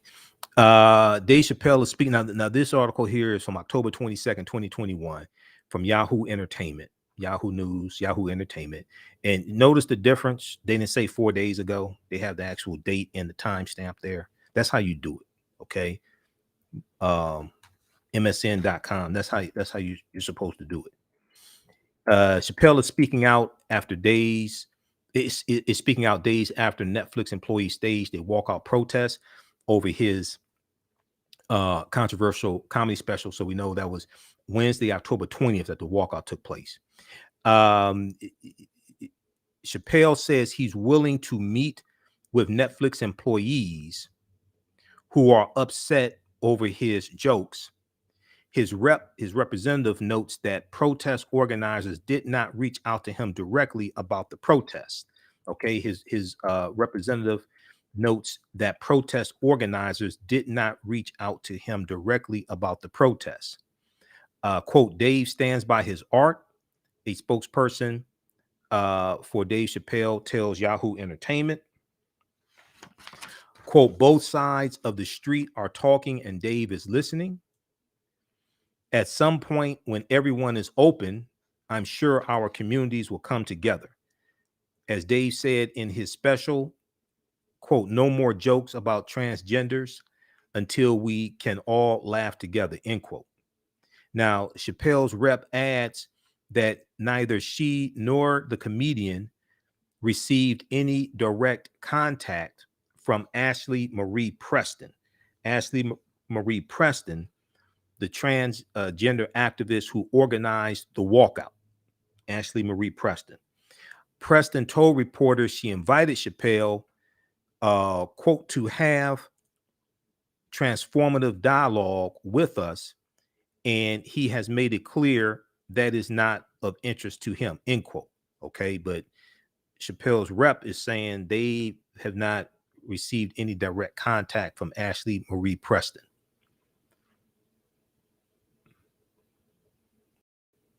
Okay, so read this also here from Yahoo Entertainment, yahoo.com. Dave Chappelle is willing to meet with Netflix employees, but stands by his art. Okay, on Monday's show, I know we'll talk about the Civil War documentary that's on MSNBC, and it's streaming also on Peacock, the Civil War documentary. Okay, we'll talk about that. That is crucial to understanding where we are today. That's one of the reasons why I teach that class. Is a 10-week course, and it's a lot of work and a lot of preparation. But it's important to understand this history, what happened after slavery ended also, to understand where we are today. And this has a direct impact on the January 6th insurrection. That's a continuation of the U.S. Civil War, the January 6th insurrection. Okay, be sure to follow us on our Facebook fan page, The African History Network, The African History Network, and our YouTube channel, Michael Imhotep, IMHOTEP. You can, African American business owners, also post the name of your business here on the thread of the broadcast. And we have a special promotion. You can advertise with the African History Network. Buy 1 month, get 2 months free. Buy 1 month, get 2 months free. Email us at AHNshow at AfricanHistoryNetwork.com. AHNshow at AfricanHistoryNetwork.com. We'll let you know how you can advertise with the African History Network. We can get you up and running right away. Buy 1 month, get 2 months free. We take your 30-second to 60-second commercial. It will run when we rebroadcast these shows, and it also runs in the audio podcast version of these shows. Also, we're on 10 different audio podcast platforms. We're on Castbox, Acast, FM Player, iHeartRadio, Blog Talk Radio, Stitcher. We're on 10 different audio podcast platforms also. Okay, so people will be able to hear the audio version of it, but also see your commercial when it airs during the rebroadcast. If you don't have a commercial, we can create one for you as well. Okay, so email us at AHNshow at AfricanHistoryNetwork.com if you want to advertise with the African History Network. I'm going to squeeze this in here dealing with Ahmaud Arbery. We'll talk about this more on the show on Monday. Okay, dealing with Ahmaud Arbery, because we've been talking about that pretty much each day and giving you an update on what's taking place. But Friday, court was not in session. Jury selection, the court was not in session on Friday. But the defense is complaining about protests that are taking place outside of the courtroom. Okay. And protests in support of the Ahmaud Arbery family and calling for justice and things like this. I want to go to this clip here from the Black News Channel. This is dealing with, are protesters impacting jury selection in the Ahmaud Arbery case? Are protesters impacting jury selection in the Ahmaud Arbery in the trial of the white men involved in accused of killing Ahmaud Arbery, I should say, not the Ahmaud Arbery trial. Okay. everyone. No court action in the trial for the men accused of killing Ahmaud Arbery today. Jury selection will resume on Monday, but there are other matters that need to be addressed outside the court. And that's where we find BNC's Dre Clark. He is standing by live right now in Brunswick, Georgia. Good afternoon, Dre. Laverne, good afternoon. Members of the Transformative Justice Coalition, just wrapped up a walkthrough here in Brunswick, going through the neighborhood where Ahmaud Arbery's family was raised here. About 100 members of the coalition have been here all week long. Court is in recess until Monday morning, so they decided to go ahead and not assemble outside the courtroom, but rather hold a demonstration, a peaceful demonstration, and walk through the neighborhood here. Now, before court ended yesterday, one of the defense attorneys raised an issue that remains unresolved. This particular defense attorney is asking the judge to not allow members of the coalition to peacefully assemble on the courthouse lawn, claiming that their banners, their singing, and their signs is somehow negatively influencing the jury selection process. Now, the judge has yet to make a decision. He has asked the defense to submit a motion, and then he will make a ruling as to whether or not he will allow them to continue to gather and assemble outside the courthouse. But the judge also indicated that the coalition has a First Amendment right to gather in a peaceful way in a public space, so that even though he hasn't made a ruling, he's giving us some indication as to how he might rule. Meanwhile, this trial officially kicked off just a few days ago on Monday. 3 white men, Gregory and Travis McMichael, along with William Bryan, accused of murdering 25-year-old Ahmaud Arbery in February of 2020.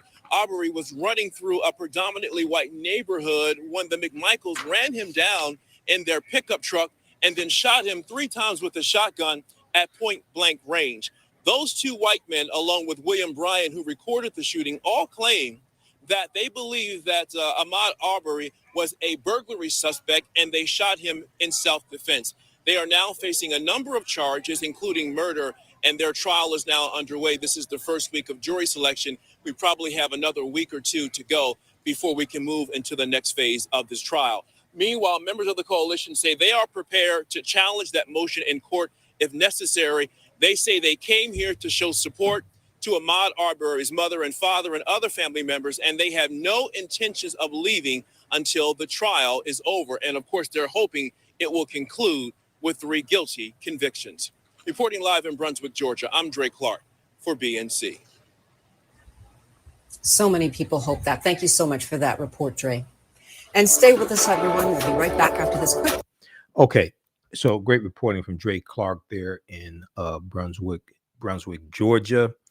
Black News Channel has great coverage of what's taking place dealing with the trial. Also, Roland Martin Unfiltered has good coverage as well. I haven't seen a whole lot on MSNBC, however. Maybe Reverend Al Sharpton or Joanne Reed or Tiffany Cross will talk about it, but throughout the day, haven't seen a whole lot.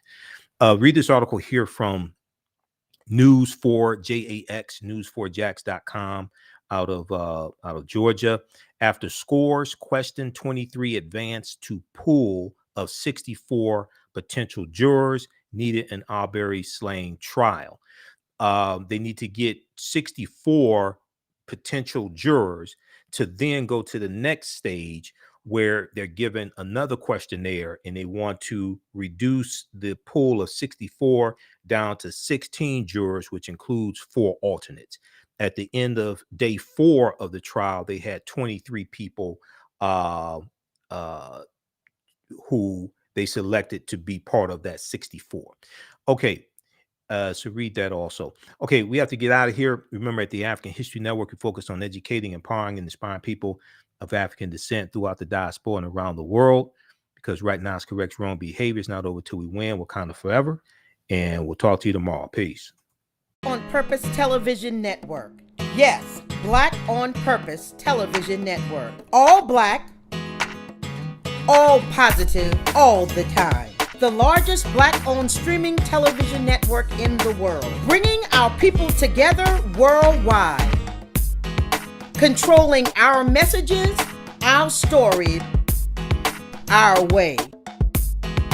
Black TV the way it should be. Black music, Black history, and more. 30 plus channels, thousands of shows. Black on Purpose Television Network. Subscribe now.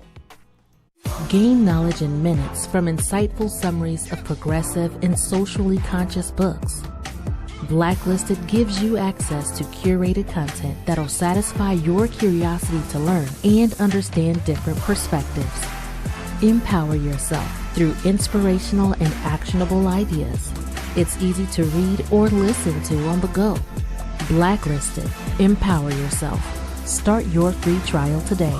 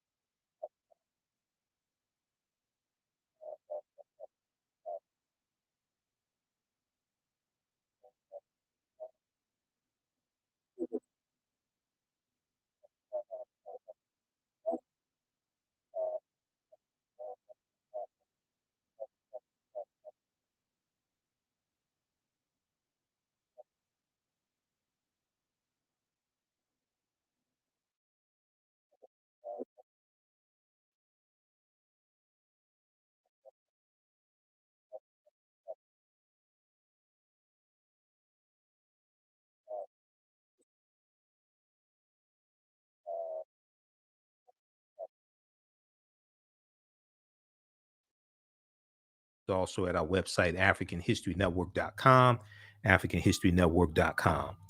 All right, we have to get out of here. Remember, at the African History Network, we focus on educating, empowering, and inspiring people of African descent throughout the diaspora and around the world, because right now it's correct your own behaviors, not over till we win. Wakanda forever.